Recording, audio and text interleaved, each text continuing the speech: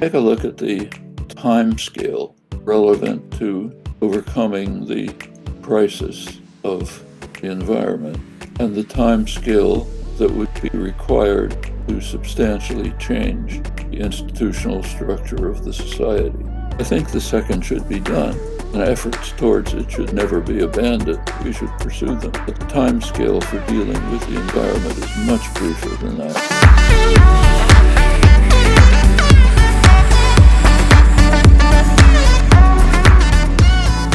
Thank you for being here, Professor Chomsky. Just as an opening question, I wanted to ask you, what is the most important thing for people to do right now to make a socialist future more likely? Well, we have two crucial issues that have to be faced, or else everything else becomes moot. One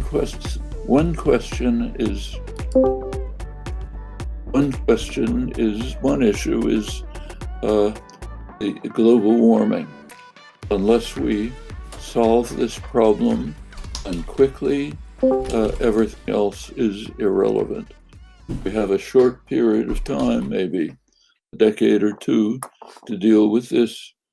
And if we don't manage, we can say goodbye to each other. Not immediately, but we will pass probably irreversible tipping points. The second problem is the increasing threat of nuclear war. Very serious, increasing. Things can be done, but unless they're done, our chances of survival are very slight. There are other crucial problems, but these are the overwhelming ones. Unless there are quick, effective answers to these, nothing else is going to matter. We know the answers. They have to be implemented.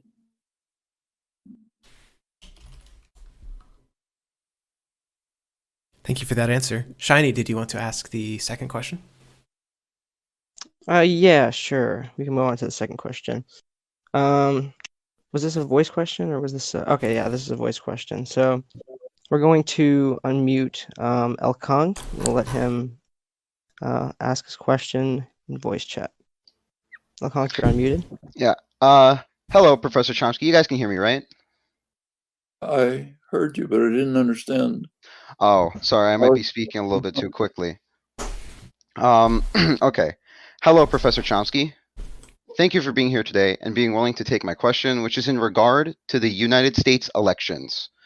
So, while polls may vary, it seems clear that the Republican Party at large has abandoned much of the conventions of democracy, science, and any sense of moderation, and that most of their members have followed suit. What can the left do to change or alleviate this current state of affairs, where a good portion of the country doesn't believe election results, science, or democracy? There are no magic keys. There are only the methods that we know, which can be applied, which are slow, which have worked in the past and can work now. But the main problem is, in the broad sense, education. Interacting with people, finding a common base. There always is some common base. Proceeding from there, trying to bring them to face the kind of reality that they're closing their minds to. We should also be considering the circumstances that lead to these irrational and self-destructive behaviors, trying to correct them. Beyond that, we can try to organize as broadly as we can, carry out the kinds of activism that are effective and successful. There are no other methods. These are the methods that are available, that have worked in the past. We just have to carry them out more effectively, sympathetically with others, more energetically, and achieve what we can. Thank you for that. The third question comes from Venbot361, who I've unmuted. Venbot was going to ask about the Biden administration. Venbot, can you speak? Hello, can you guys hear me? Mm-hmm. Um, hi, Professor Chomsky. Thank you for being here. My question was, how should leftists and progressives in general tackle the incoming Biden administration? The Biden administration on its own is very likely to be essentially a Clintonite, Obama-style administration. Wall Street-oriented, donor-oriented, very little concern for the general public. But they can be pressed. It's already happened. So activists working with people in the Biden administration have succeeded in pushing their program farther towards the progressive side than any in recent memory. They're not going to act on that program unless they're pressed. They can be pressed. That's what we have to do. They can be pushed further. So take, for example, the most important question, how to deal with the crisis of impending environmental catastrophe.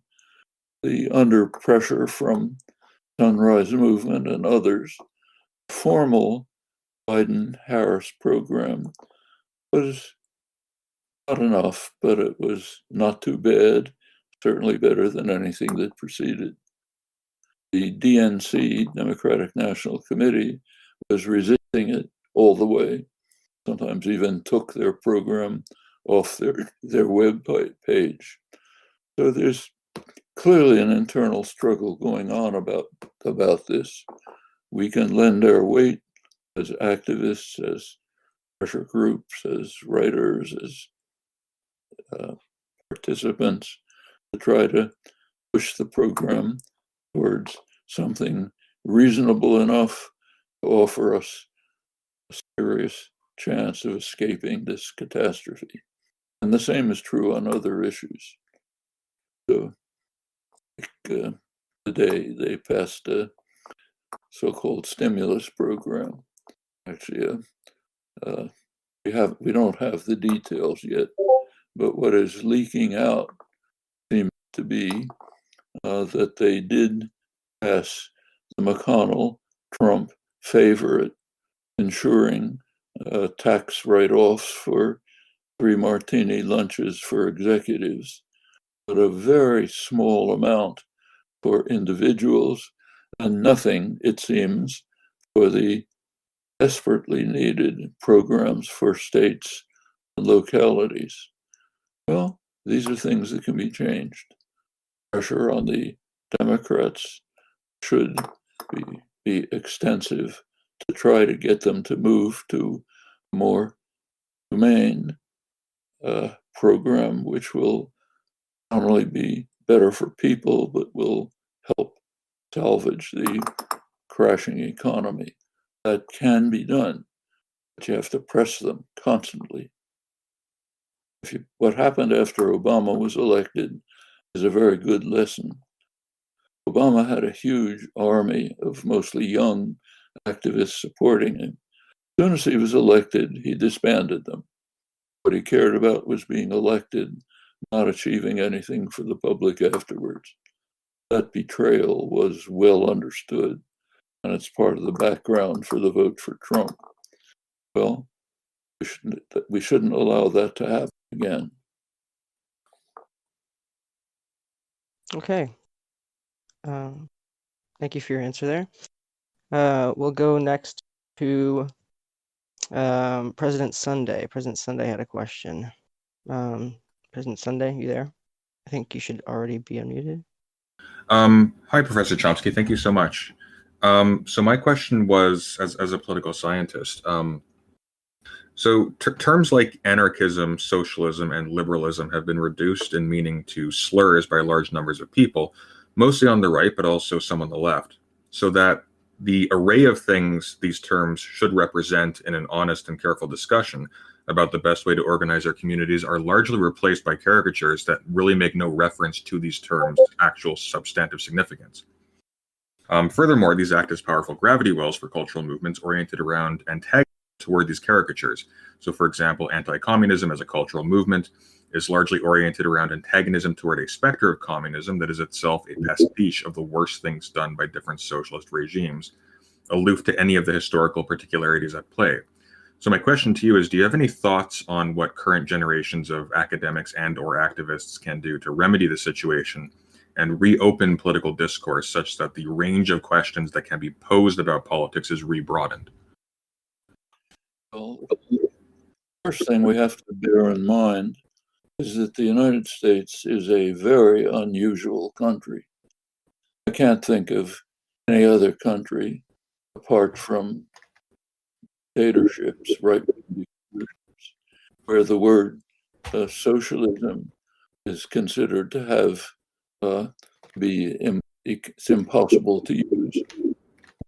Other countries, pretty much like ours, somebody says he's a socialist, that's like saying he's a Democrat.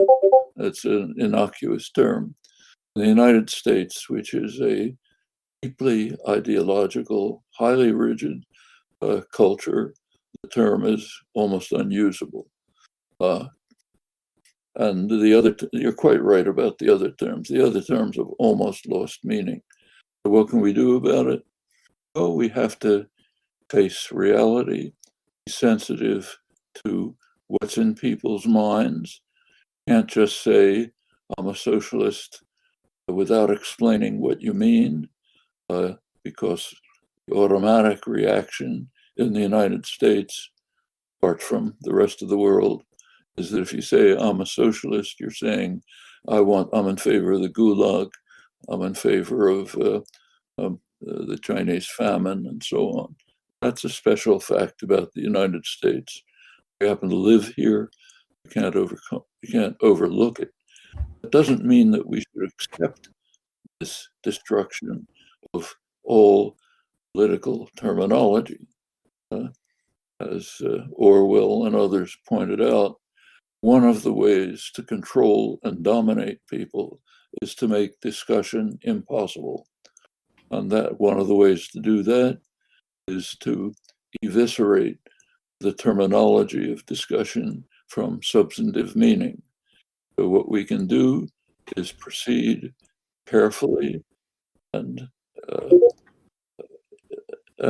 with sympathy and understanding to explain what the terms actually mean, the way we're using them, what they mean, and why other people should, if they agree with these ideas, as they usually do, join with us in working for them. It's a slow process, but straightforward, and there's no other methods. Thank you so much. Thank you for that answer. The next question comes from Osfox, and it is about language. Hey, so again, thank you for coming, Chomsky. What I'm wondering about is, because obviously during your career, you've been a very strong proponent of nativist linguistics, and you're even cited by a lot of people as being one of the driving factors for it essentially having such a strong foothold in both linguistics and now other areas like psychology. I'm just wondering, what would your easy, digestible answer be to someone saying that they disagree with nativism? Being a nativist in view. And also, what do you think is the strongest critique of this way of thinking, like of being a nativist, that is? Well, to be a nativist is just to be quasi-rational. If you think there's a difference between the language capacity of a human being and, say, a dog or a tree or something else, then you're a nativist. Nativists are saying there's something special about human beings and their biological endowment, which enables them to do what you and I are now doing. It's not true of other organisms. They don't have that capacity. So either it's magic or it's part of our biological endowment. It's part of our biological endowment, you're a nativist. The only serious question is, what is this biological endowment? What is it that makes it possible for an infant to almost reflexively acquire the capacities that we're now using by the time the infant is 2 or 3 years old and has mastered most of the fundamentals of the language? What is the biological property that makes that possible for a human infant? Whereas if you take, say, our nearest relatives, higher apes, even with the most extensive training and long efforts, you cannot elicit anything, even the rudiments of this capacity, the most elementary rudiments. So again, either it's magic or it's because of some biological endowment, same kind of biological endowment that goes into other aspects of growth and development. And the question is, what is that? There really isn't any question about nativism any more than there is about why you have arms and legs, not wings. That's obvious. It's a biological endowment. The questions are, what is it? And here there's a lot of substantive work. Thank you for that. Okay. And to follow up on an earlier thing you were asked, I'm just wondering specifically, because you mentioned climate change being the most, like essentially one of the most pressing issues facing us, but you're also obviously not a full revolutionary. I'm just wondering, do you think that the level of reform that you advocate for and more democratic socialists advocate for is enough to actually get us over the line of climate change, essentially not like, killing a shit ton of people in the third world or whatever? Well, again, we have to begin by facing a few realities. Take a look at the time scale relevant to overcoming the crisis of the environment and the time scale that would be required to substantially change the institutional structure of the society. I think the second should be done, and efforts towards it should never be abandoned. We should pursue them. But the time scale for dealing with the environment is much briefer than that. It has to be done basically within the framework of existing institutions while we proceed as best we can to improve and change those institutions. Now, it is, in fact, entirely feasible to deal with the imminent crisis of environmental catastrophe within the framework of existing institutions. There are detailed proposals as to how to do that. The best ones I know are proposed by my colleague and co-author, Robert Pollin, presented in some detail in a joint book of ours that just came out on Global Green New Deal. I think those proposals, which are already being in part implemented, are entirely feasible. They would require about maybe 2 to 3% of GDP, gross domestic product. It can be pursued within existing institutions in ways that do press them to their limits, can be achieved and must be achieved if we are to survive. Beyond that come the questions of overcoming deep problems that are creating the fundamental threat of severe environmental catastrophe and many others. Much of that is just inherent in systems of unregulated markets and capital concentration. Those have to be dealt with. That's a longer term project. Doesn't mean we abandon it now. We pursue it now, understanding that implementing the feasible measures to fend off environmental catastrophe must have priority. Thank you for that answer. The next Alright. question, sorry. The next Want me question to- comes yeah. from, I'll just Do say it, it. I guess. Next question comes from Pillowcase, who is in voice and wants to ask you about leftism rising in young people. Hello, Professor Chomsky. Thank you so much for being here. My question is, there seems to be a resurgence of leftist thought among the younger people on the internet. They seem to support these beliefs without any foundation in any political philosophy or study. Do you think this could be damaging in the long run for leftist movements, or do you think that the raw increase in support for anti-capitalist movements is enough to be a positive force? Well, you can never predict. It depends how people like you pursue these efforts. Can be done in a way which will turn it into something very positive and turn into something very harmful. All a matter of choice. Can't predict it. We know how to proceed, and it's up to, like you, to proceed in the constructive way. That'll give the answer. Thank you so much. All right, thank you for that question. Next, we're going to go to someone who is actually in the other channel right now. So let me move them in real quick. All right. I don't know how to pronounce their name exactly, but Tirike Bad FTHR. You want to ask your question? If you're there. Hello, Dr. Chomsky. It's a pleasure. To be Your voice is a little low. Oh, is it good now? Yeah, it's better now. Okay, gotcha.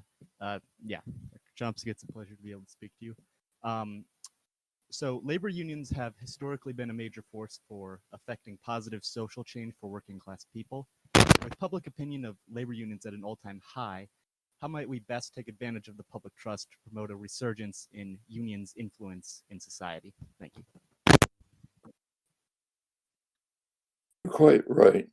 Labor movements have been in the forefront ever since the beginning of the Industrial Revolution, have been in the forefront of moving towards progressive social change, which is beneficial to the general population. And the business classes understand that very well. That's why they are constantly carrying out a bitter class war to try to destroy and undermine unions. It's extreme in the United States, where we happen to have an unusually class-conscious business class. It's been very striking for the last 40 years when they gained ascendancy in the political system with the neoliberal assault. Ronald Reagan, Margaret Thatcher, the people behind them understood this very well.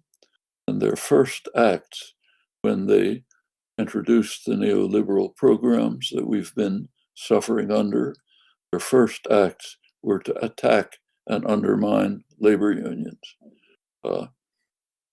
Reagan pressed it to the point where he even allowed scabs to break up strikes. That was illegal in every country in the world except for apartheid South Africa. Once that door was opened, corporations raced in and pursued the same tactics. And many of the Clintonites, assisted by their particular form of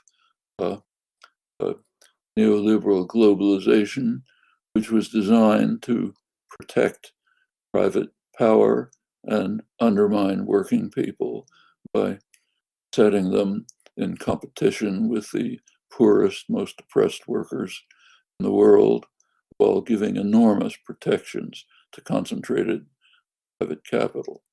That had a big effect. Others have carried it out further. But yes, there has been a concentrated attack on unions.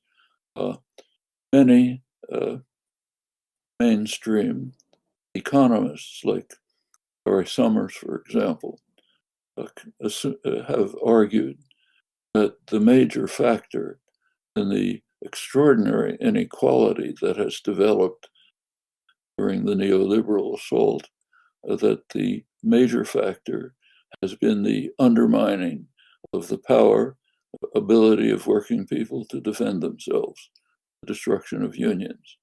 You can debate the details, but surely in general, it's largely correct.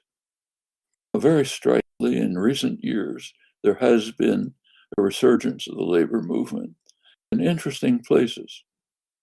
In red states, states without unionization, very right-wing administrations like West Virginia or Arizona, where I live. It's been headed by, at first, by teachers' strikes, and they're very interesting strikes. These are non-unionized. In fact, the unions even support them. Non-union workers, teachers, not just asking for improved salaries for themselves, though those are very much justified. They're seriously underpaid, but demanding better conditions for education, smaller classroom sizes, better reversal of the defunding of education, better facilities, better programs for children. That's what they're pressing for. They're getting enormous popular support. I can see it right where I live in Tucson, Arizona, overwhelming support for the teacher strikes, even though it makes life difficult for the parents. Same in West Virginia. That's picked up elsewhere. Nurses strikes, other service workers, Amazon workers, but even has reached major corporations like a major General Motors strike. Well, I think those are signs that the labor movement can be revitalized, can reverse this 40-year attack in an effort to destroy them and to eliminate the possibilities for working people to defend themselves. We should bear in mind what has happened to the working class and, in fact, the middle class during this neoliberal period. There was a recent estimate given by the Rand Corporation, very highly respected analysis corporation that carries out careful analyses of social and other programs. They estimated how much wealth has been transferred from the working class and the middle class to the super rich during the 40 neoliberal years. Their measure is lower 90% of the population. How much has been transferred from them to the ultra rich? Their estimate is $47 trillion. Not small change. It's a serious underestimate. It doesn't take into account the other measures that Reagan and his business managers instituted to open the spigot for robbery of the public, like tax havens, shell companies, a variety of other devices, which have robbed tens of trillions of dollars from the general public. That's quite apart from the efforts to destroy unions with those effects. It didn't go to the upper 10%. It went to the upper tiny fraction of that. So 0.1% of the population have doubled their share of wealth since Reagan, from 10% to a colossal 20%. That's what we've been living with. And those things have to be sharply reversed if we're going to have any form of viable society. This has been a catastrophe wherever neoliberal principles have been followed. Europe had its own version of them, in some ways even harsher. United Kingdom as well, all throughout the third world. Dramatic here. That's the reason for the primary reason for the anger, the resentment, the irrationality, the contempt for institutions that you see in much of the world. Those are problems that are fundamental and have to be addressed seriously. Thank you. Thank you for that answer. The next question comes from June Alpine, who can't speak at the moment. They ask, regarding your disapproval of the methods of Antifa as a movement, what actions do you think that Antifa should abandon or alter? Sorry, I didn't hear that. Could you repeat it? Of course. June Lapine asks, regarding your disapproval of the methods of Antifa as a movement, what actions do you think that Antifa should abandon or alter? Well, if you want to give a gift to the far right and engage in violent activity, they love it. We can see that right before our eyes. The Trump campaign exploited that fringe of violence and destruction and turned it into their main talking points. What has succeeded in the past can succeed today are the nonviolent movements of protest. They've been quite effective. They can be effective. That's what Antifa should turn to.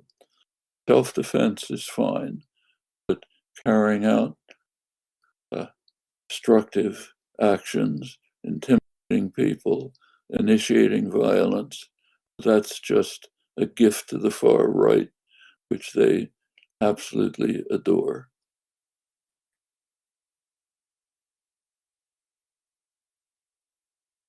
All right. Thank you. Now, I think next we're going to move on to Chud Logic's question. Chud Logic, you there? Are you able to speak? Hello. Yes, I'm able to speak. All right. Go ahead and ask your question.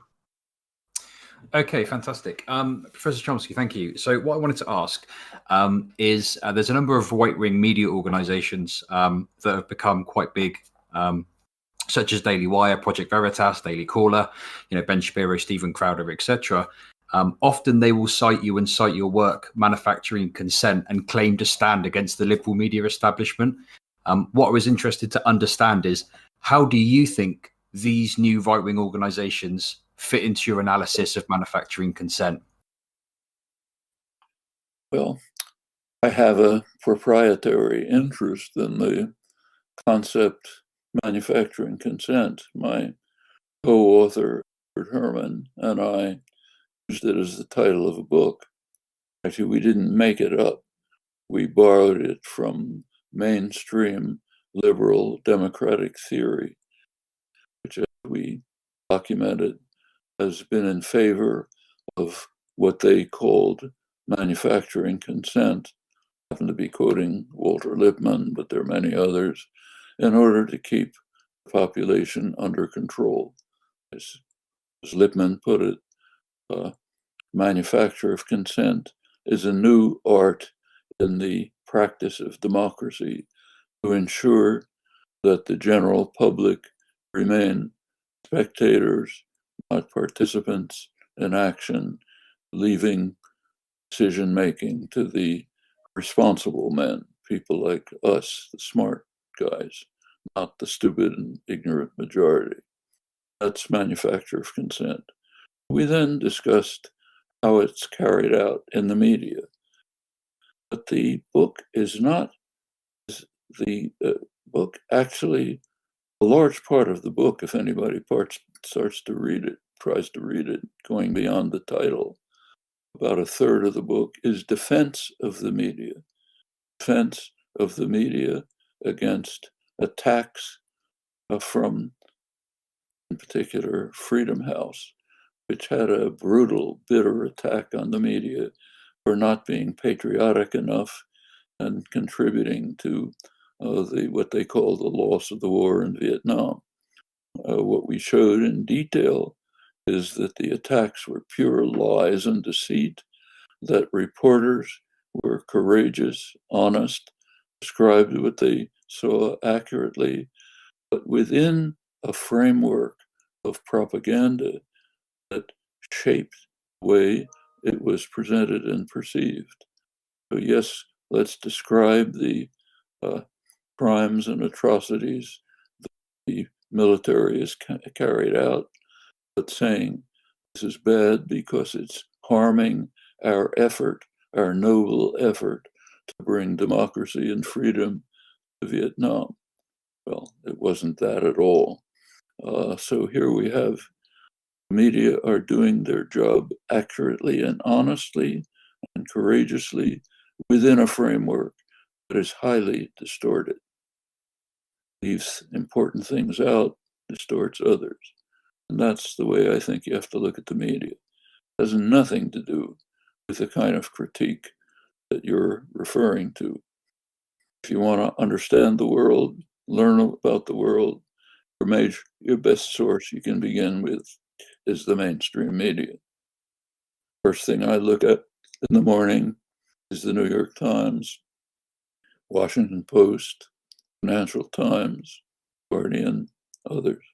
That's the main source of news and opinion, information. You have to read it with the understanding, the critical understanding that they are presenting the world within a certain framework which imposes its own presuppositions and distortions. You have to read it with critical intelligence, but it is the primary source of information and opinion. Okay, fantastic. Thank you so much. Thank you for that answer. The next question comes from Foucault Simp, who is currently unable to speak. They ask two related questions. First, how does manufacturing consent differ from something like Michael Parenti's Inventing Reality? And second, why do you support US electoral politics like advocating for Joe Biden or for Obama, especially when it seems like that feeds your idea of manufacturing consent? Well, on the first question, Parenti's Inventing Reality is interesting work. It's kind of complementary to what we did. Our work was a close and detailed analysis of the practices of the major media, the liberal media, New York Times, CBS, and so on, and the mechanisms that lead to that. It's complementary to his discussion in many ways. As far as electoral politics is concerned, I didn't advocate voting for Biden. I've never advocated voting for anyone that I can think of.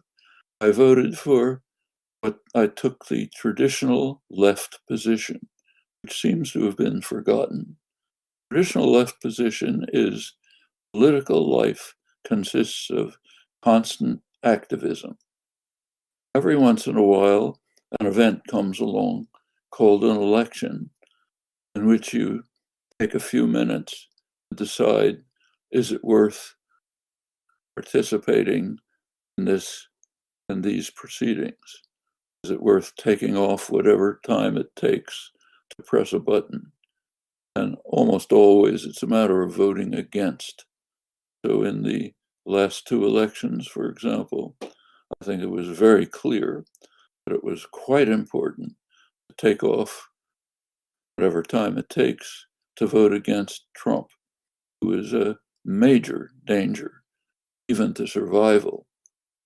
Climate policies alone make that obvious.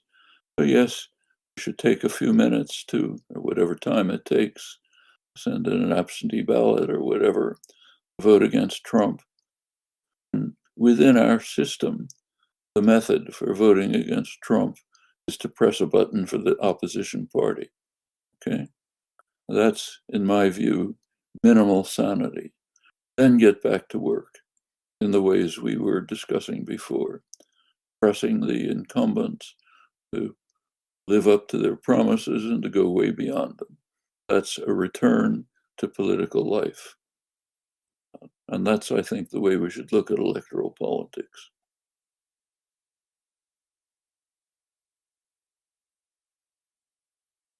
Okay. I think up next we're going to go to another slightly related question from Onan. Let me unmute Onan. Onan, you there? Yeah, thanks. All right. All right. Go ahead with the question. Yeah, I would assume that the question is kind of related. It's kind of regarding the prescriptive statements you would make. So, whenever we try to advocate for leftism, then we encounter this problem that people have these range of ideas in their head that they think is imaginable. And now I think we have two options. Either we can attempt to break this bubble and like set them up to new ideas, maybe talk about how socialism can not be USSR-like, maybe talk about radical change. But we also have another option, which is trying to lead them down the rabbit hole and get them one by one and being more moderate. And so I think we have kind of a dilemma here, which is that if we are not radical, then we leave them in a situation in which left-wing ideas seem still radical to them, because anything further cannot even be discussed. But if we try to be radical, we might scare them away. And I would like to know what you think is preferable and how we should handle this problem. First of all, it depends on your audience. Who are you talking to? You're going to act differently if you're trying to engage with people who have a different perspective and views. You have to adjust to that. I think the main thrust is to be honest. Say, here are my views. I'm in favor of universal medical care, the way they have in every other country in the world. I'm not in favor of paying twice as much for worse care in accord with our system. I think working people should have the right to to even control the workplace, certainly to have a major factor in determining the way it functions. There are traditional movements that have worked for these ends. Here's what they are: social democracy, anarchism, others. So here's the terms, here's the ideas. You don't like the terms, pick different terms. If you don't like calling Nick Sanders's programs, which are really pretty conservative if you look at them, you can add his main programs were universal health care, free higher education, things which are absolutely standard in other countries, rich and poor. So much so that outside the United States, people even wonder what's the fuss about. So you can come out in favor of these and say, this is mild social democracy, socialist in the weak sense, or it's New Deal liberalism. Use whatever term you want. These are the policies. How you go on to proceed depends, again, on your audience.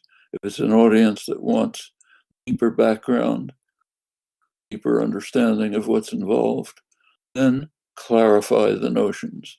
Here's what socialism has been. These are its driving features in the past.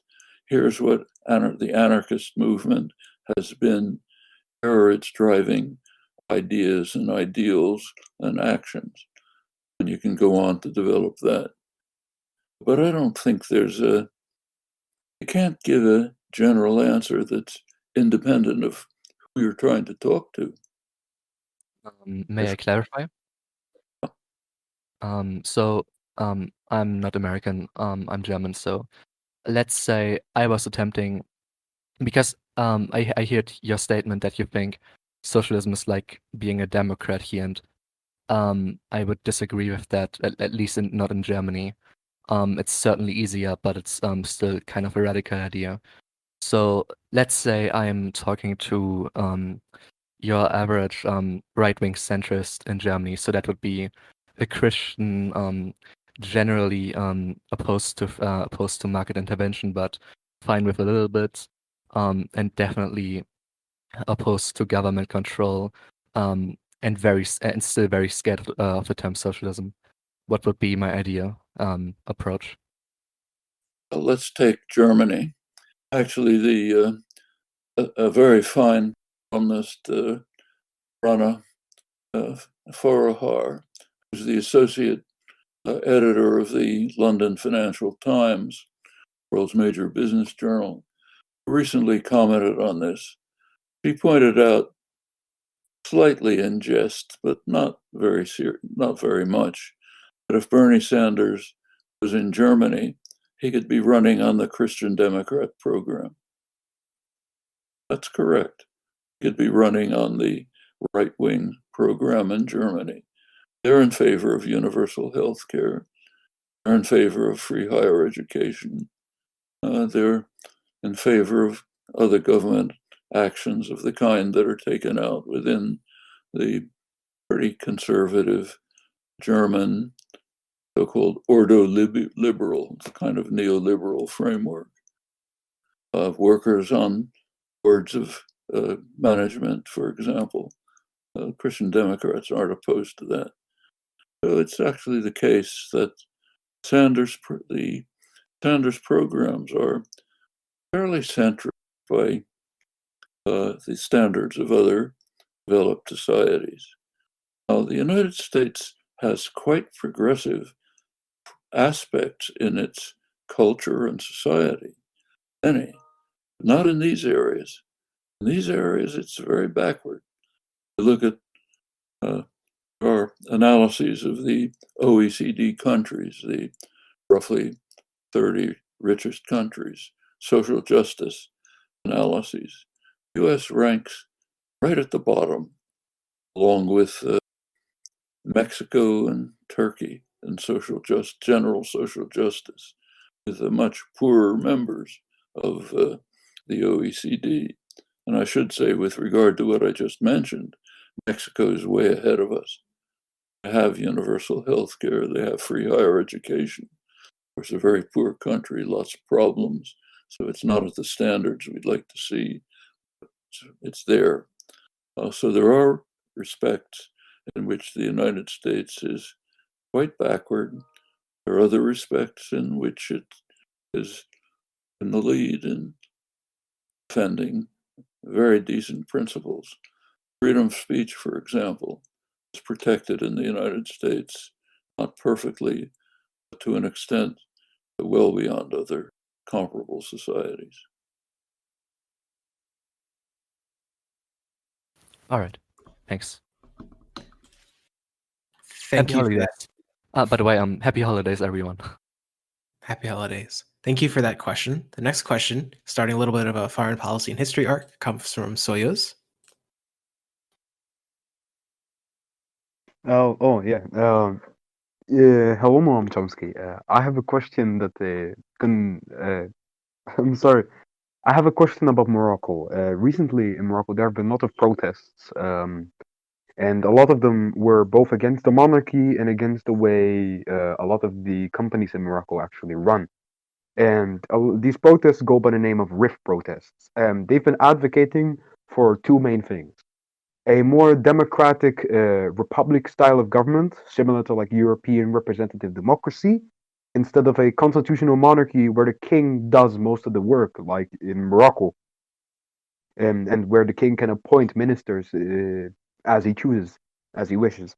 And the number two thing that they really want to implement in the Kingdom of Morocco is for representative democracy in larger corporations. Because recently, a few years ago, a few months ago, but it's still going on, in Tanger, there were protests with thousands of people who could no longer afford their electricity because the companies, the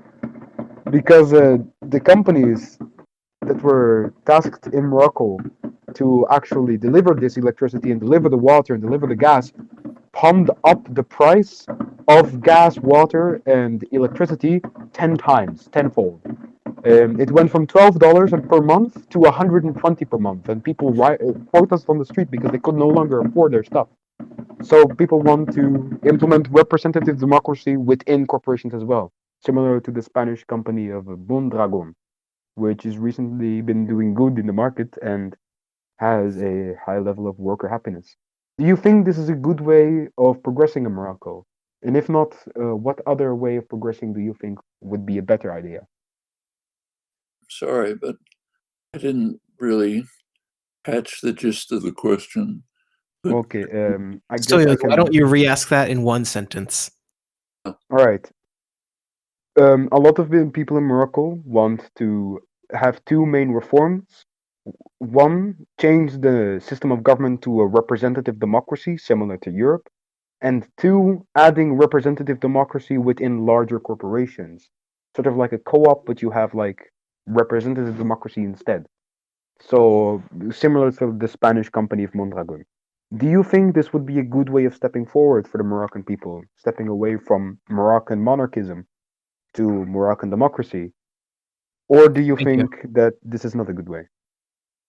Are you speaking about democracy within business enterprises like corporations?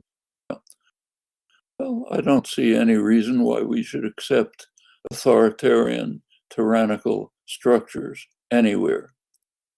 I don't see any reason why people should spend most of their waking lives in circumstances that are more under more authoritarian control than even in the most tyrannical states. So Stalin was a brutal tyrant, but he couldn't tell you that you're allowed to go to the bathroom for 5 minutes at 3 p.m. And here are the clothes you have to wear, and here are the number of packages you have to move from one place to another on the route that I described for you within a fixed amount of time. That kind of total control of your life holds only within business enterprises, not in totalitarian states. I don't see any reason why we should accept that. I think people should be in control of their own workplaces democratically as they are in other parts of life, as we hope they are, as we would like them to be. Hard to call this a radical position. This was the position of the Republican Party under Abraham Lincoln, regarded working for a master as an intolerable attack on human rights and dignity, described wage labor as different from slavery only in that it was temporary, that you could control your own life again. So the position of the overwhelming majority of the American working class in the early years of the Industrial Revolution was the position of the major labor union in American history, Knights of Labor, very powerful, important movement in the late 19th century, integrated black and white, worked in the most repressed black areas, organizing, calling slogan was, "Those who work in the mills should own them and manage them." I think that's an ideal towards which we should strive. We're not going to get it in one fell swoop. It can begin with what does exist in other countries like Germany, co-determination, worker representatives on management boards. That's a first step, actually been advocated by Elizabeth Warren, Sanders, others. It's a very first step, can move well beyond. I think those are long-term goals that we should strive for. We can describe them in various ways. We can say, this is the going back to earlier questions, we can say these are the fundamental principles of the genuine socialist movement, not what's called socialism, and of the anarchist movements. Or we could say what I just did. These were the positions of the Republican Party under Abraham Lincoln, and the positions of major working class organizations in the United States. I think both are correct. And when we're talking to people who are interested in gaining a deeper background and understanding, that's the way we should present it. Okay, thank you for your answer, Professor Chomsky. No, get off to We the can move next. on now. Sorry, what? So I'm afraid I'll have to leave you now. Oh, you that's all the time you have? Okay. That's fine. Well, we appreciate you joining us today and answering questions. It's been an honor to have you. Socialism done left. Do you want to say anything else before we close out here? Just want to say it's been an honor to have you. Thank you for all your work. Thank you very much. Sorry I have to leave so soon. Oh, it's fine. Of course. It's Have a been wonderful an day. honor, Mr. Chomsky. Thank you.